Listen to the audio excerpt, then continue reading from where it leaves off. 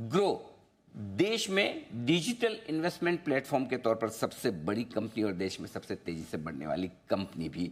आइए, कंपनी के को फाउंडर और सीईओ हर्ष जैन साहब हमारे साथ कार्यक्रम में हो रहे हैं शामिल। आपने आईआईटी दिल्ली से इलेक्ट्रिकल इंजीनियरिंग में बीटेक और आईएस में मास्टर्स की डिग्री हासिल की है और साथ ही आपने मैनेजमेंट और मार्केटिंग में एमबीए की डिग्री भी हासिल की है यूसीएलए स्कूल ऑफ मैनेजमेंट से। नतीजे आए थे शुक्रवार को, हालांकि बाजार के दौरान ही आ गए थे नतीजे। आय भले 10% कम हुई हो ग्रो की, लेकिन कामकाजी मुनाफा 10% बढ़कर आता हुआ दिखा है। और सबसे बड़ी हाईलाइट नतीजों में जो रही है वो मार्जिन्स का सुधरना, 49% से 59%, 10% से ज़्यादा मार्जिन्स का जो इम्प्रूवमेंट हुआ है वो थोड़ा सरप्राइजिंग रहा है, बाजार को बड़ा पसंद भी आया। मुनाफा 12% बढ़कर आता हुआ। हर्ष जैन साहब हमारे साथ इस वक्त हैं। हर्ष जी, गुड मॉर्निंग, बहुत बहुत स्वागत है। Morning sir. रिजल्ट तो मैं आपसे पूछूंगा ही, बाद में बात करूंगा ही, लेकिन लिस्टिंग के बाद जो प्यार, जो रिस्पॉन्स आपको इन्वेस्टर्स का मिला है, 1 लाख करोड़ की कंपनी आप चुटकियों में बन गए। ऑफकोर्स आई मीन पिछले कई सालों की मेहनत रही है। कितना सेटिस्फाइंग है, और क्या जब आपने कंपनी की शुरुआत की थी तब, और जब आईपीओ की प्लानिंग की शुरुआत की आपने, और जब आईपीओ लाए, क्या आपने कभी सोचा था कि 1 लाख करोड़ की कंपनी हमारी इस तरह से इतनी जल्दी बन जाएगी? Thank you sir.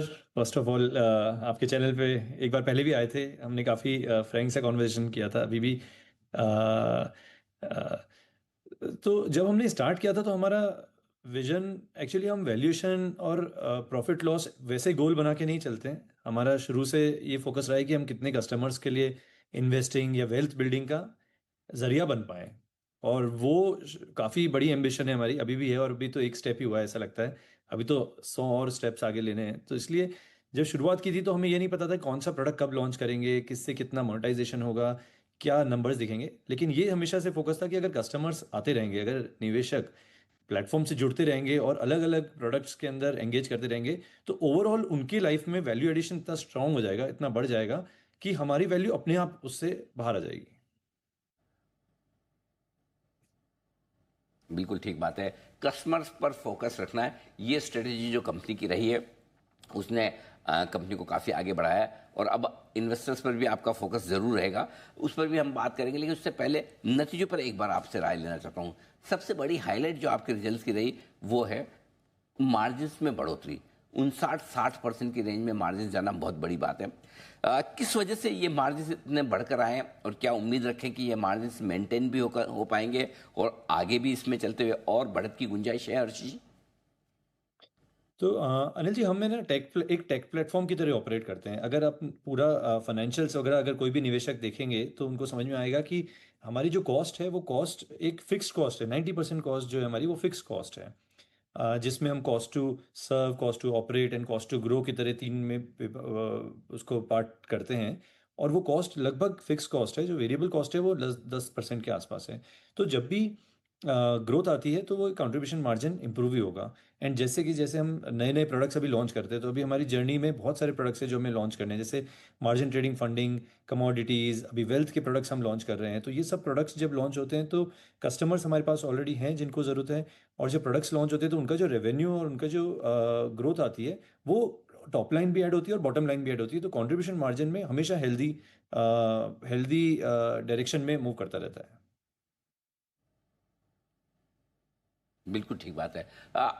नेचुरली थोड़े से वॉल्यूम्स के साथ और जो भी मार्केट का मूड माहौल है उसके साथ आपकी टॉप लाइन थोड़ी सी कम जरूर हुई, 9% के आसपास। लेकिन क्या इस पिछली तिमाही के नतीजों के बाद से जिस तरह से बाजार का मूड माहौल बदला है, क्या आपको लग रहा है कि उसमें सुधार है, और अगले 6 महीने आपको लगता है कि चाहे टॉप लाइन के लिहाज से हो चाहे मुनाफे के लिहाज से हो, क्या बेहतर रहने की उम्मीद की जाए? तो जो हम सालाना कंपैरिजन में रेवेन्यू डिप देख रहे हैं, उसका मेजर कारण जो है वो है रेगुलेटरी चेंजेस जो हुए थे लास्ट ईयर अक्टूबर से दिसंबर में। तो तीन चेंजेस आए थे। एक ट्रू टू लेबल आया था जिसमें एक्सचेंज चार्जेस में जो वॉल्यूम डिस्काउंट मिलता था बिकॉज ऑफ लाइक जो वॉल्यूम्स ऑफ ट्रांजैक्शन पे, वो हट गया था। और दूसरा एफएनओ पे दो अलग अलग रेगुलेशन आए थे। तो ये जो डिप आया था वो एक वन टाइम वन ऑफ हुआ था रेगुलेटरी चेंजेस के कारण। अदरवाइज अगर दूसरा एक और मेट्रिक्स हम जो देखते हैं वो होता है यूज़र ग्रोथ, कितने नए यूज़र्स प्लेटफॉर्म पे आ रहे हैं, क्योंकि वो लीड मेट्रिक्स है। अगर यूज़र आएंगे तो मार्केट की कंडीशन जब भी उन यूज़र्स के लिए, उन इन्वेस्टर्स के लिए अच्छी होंगी, तो वो ज़्यादा इन्वेस्ट करेंगे, ज़्यादा ट्रेड करेंगे या फिर ट्रांजैक्शन करेंगे, और बाकी जो फाइनेंशियल नंबर्स हैं वो उसका फॉलोअप होंगे। तो जिस हिसाब से लास्ट 2 क्वार्टर देखा है हमने, अगर मार्केट कंडीशंस के हिसाब से शॉर्ट टर्म में क्वार्टर ऑन क्वार्टर तो कमेंट करना बहुत मुश्किल है कि कैसा जाएगा। बट लॉन्ग टर्म में जैसे कस्टमर्स और आ रहे हैं, उन सब के कस्टमर्स की डेप्थ, जैसे कि वो एक प्रोडक्ट में इन्वेस्ट करते हैं, वो कुछ लोग एसआईपी से स्टार्ट करते हैं, कुछ स्टॉक से स्टार्ट करते हैं, फिर वो दूसरे प्रोडक्ट्स में एंगेज करते हैं, फिर वो अपना डाइवर्सिफिकेशन करते हैं। तो हर डाइवर्सिफिकेशन से उनका लाइफ टाइम वैल्यू जो एक प्लेटफॉर्म के लिए एलटीवी होती है, वो बढ़ती रहती है। तो उस हिसाब से ग्रोथ फ्यूचर में आती रहेगी। हर्ष जी, आपके पिछले नतीजों में जो मैं देख रहा था, एक्टिव क्लाइंट्स की संख्या थोड़ी सी कम हुई है, 1 करोड़ 32 लाख से कम होकर 1 करोड़ 19 लाख। क्या कंपटीशन की वजह से या मार्केट के मूड माहौल सेंटीमेंट की वजह से, और क्या वापस से अब इसमें सुधार के संकेत हैं? तो इसका तो एक और तरीका है, ये जो आप नंबर्स हैं वो एक एनएसई, एक एक्सचेंज के डिक्लेयर्ड नंबर्स होते हैं। हमारा एक्टिव यूज़र बहुत सारा लाइक थोड़ा डाइवर्सिफाइड रहता है। तो तो हमारे एक्टिव इन्वेस्टर्स की ग्रोथ कंटिन्यूस हुई है। वो नंबर भी हम केपीआईज में हमने आरएचपी में डाला था। अभी हम क्वार्टरली रिजल्ट्स में भी हमेशा वो नंबर्स पब्लिश करते हैं। इनफैक्ट हमारी वेबसाइट पे तो हम वो real time every day publish करते हैं कितने एक्टिव यूज़र्स हैं हमारे प्लेटफॉर्म पे। लेकिन दूसरा रीज़न ये है कि हम एक तरीके से देखते हैं, मार्केट शेयर देखते हैं एक्टिव इन्वेस्टर्स में, जो मार्केट शेयर इन्वेस्टर का है, क्योंकि ओवरऑल यूनिवर्स लाइक कितने लोग कितने किस मंथ में, किस क्वार्टर में, किस ईयर में एक्टिव रहेंगे, वो मार्केट कंडीशंस पे भी डिपेंड करता है। तो ओवरऑल इंडिया में जो नंबर्स आते हैं वो मार्केट कंडीशंस पे काफ़ी ज़्यादा डिपेंड करते हैं। तो हमारा फोकस हमेशा रहता है मार्केट शेयर पे। तो अगर मार्केट शेयर देखा जाए तो वो कंटिन्यूसली बढ़ ही रहा है, उसमें कोई गिरावट नहीं आई है। और अगर वॉलेटिलिटी शॉर्ट टर्म में रहती है तो उसका इम्पैक्ट हर जगह आएगा। बट लॉन्ग टर्म में अगर विश्वास रहता है कि कैपिटल मार्केट में अभी इंडिया में बहुत सारे लोगों को और आना है और उनको पार्टिसिपेट करना है, तो हमारा फोकस रहता है कि उनमें से ज़्यादा कस्टमर्स के लिए ग्रो सबसे रिलेवेंट एंड ग्रो सबसे वैल्यूएबल प्लेटफॉर्म रहे, और वो ग्रो के साथ जुड़ें और इन्वेस्टिंग एंड वेल्थ बिल्डिंग के लिए ग्रो को यूज़ करें। आपने ये भी कहा कि कुछ नए नए प्रोडक्ट्स आप लगातार इंट्रोड्यूस करने वाले हैं। एमटीएफ, मार्जिन ट्रेडिंग फंडिंग, आपने हाल ही में ये प्रोडक्ट लॉन्च किया। कितनी ग्रोथ वहाँ पर आती दिखी, और आगे चलते हुए किस तरह के नए प्रोडक्ट्स आपकी पाइपलाइन में जो आने वाले समय में आप लॉन्च करने के बारे में सोच रहे हैं? हाँ, तो मार्जिन मार्जिन ट्रेडिंग फंडिंग हमने लॉन्च किया था ऑलमोस्ट 9 मंथ्स पहले।